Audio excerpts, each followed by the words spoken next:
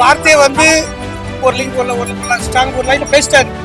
அது எந்த அடிப்படையில் இருக்கிறது மக்கள் வந்து எந்த தவறாக எடுத்ததோ எனக்கு சரியாக தெரியாது. ஒரு சட்டசபையில் ஒரு எதிர்கட்சி தலைவராக இருந்த உதயநிதி வந்து அந்த அளவுக்கு பேசியிருக்க கூடாது.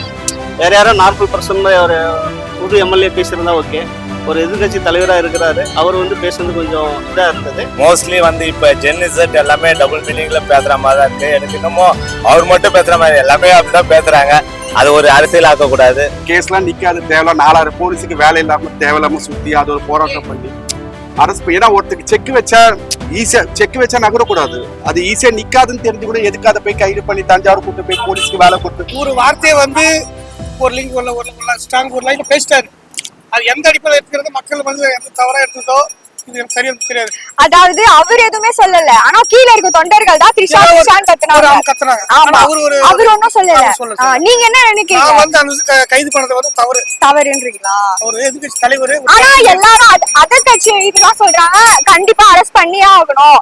எதுக்கு இந்த மாதிரி பண்ணீங்க? அரெஸ்ட் பண்ணி ஆகணுன்றதை விட தவறாக நீங்களும் தொண்டர் தவறா வெளிநடத்தக்கூடாதுன்னு சொல்லி ஒரு எச்சரிக்கை பேசலாம். தவிர அது கைதே பண்ணி ஆகணுன்றது நிறைய பிரச்சனை இருக்குது.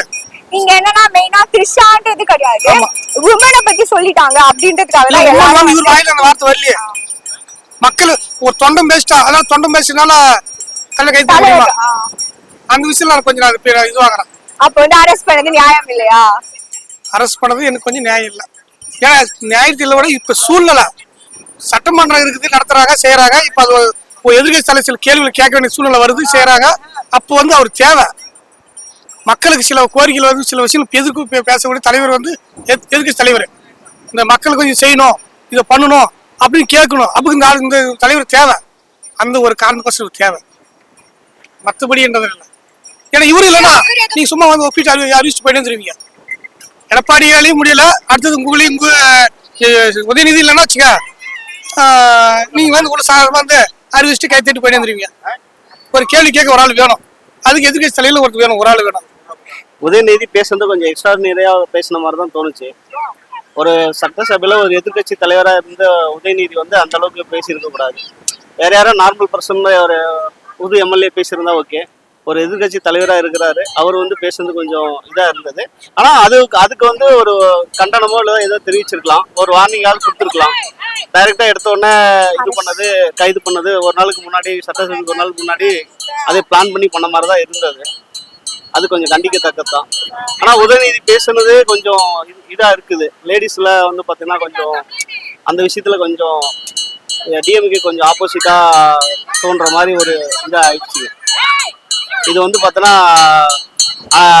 நாகரிகமான அரசியல்லேருந்து கொஞ்சம் வெளியே போகிற மாதிரி தெரியுது. தமிழ்நாட்டு அரசியலில் வந்து பார்த்தீங்கன்னா எம்ஜிஆர், அண்ணா, ஜெயலலிதா இவங்களாம் வந்து பார்த்தீங்கன்னா ஓரளவுக்கு நாகரிகமாக இருந்தது. இப்போ அடுத்தடுத்து போகிறது கொஞ்சம் அடுத்து நாகரிகத்தை விட்டு வெளியே போகிற மாதிரி ஒரு சூழ்நிலையாக இருக்குது.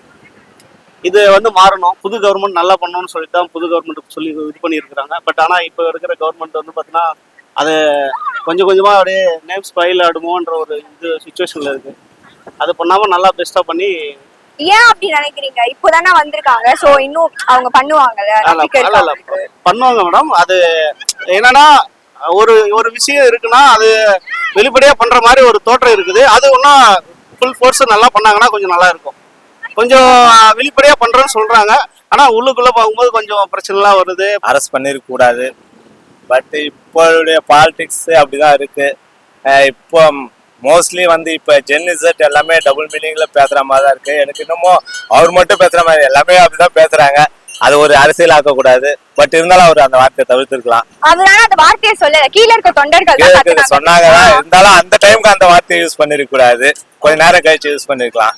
அரெஸ்ட் பண்ணாம இருந்திருக்கலாம். ஏன்னா அந்த கேஸ்லாம் நிக்காது, தேவையில்ல 4000 போலீஸுக்கு வேலை இல்லாம தேவையில்லாம சுத்தி அது ஒரு போராட்டம் பண்ணி அரெஸ்ட். ஏன்னா ஒருத்தருக்கு செக் வச்சா நகரக்கூடாது.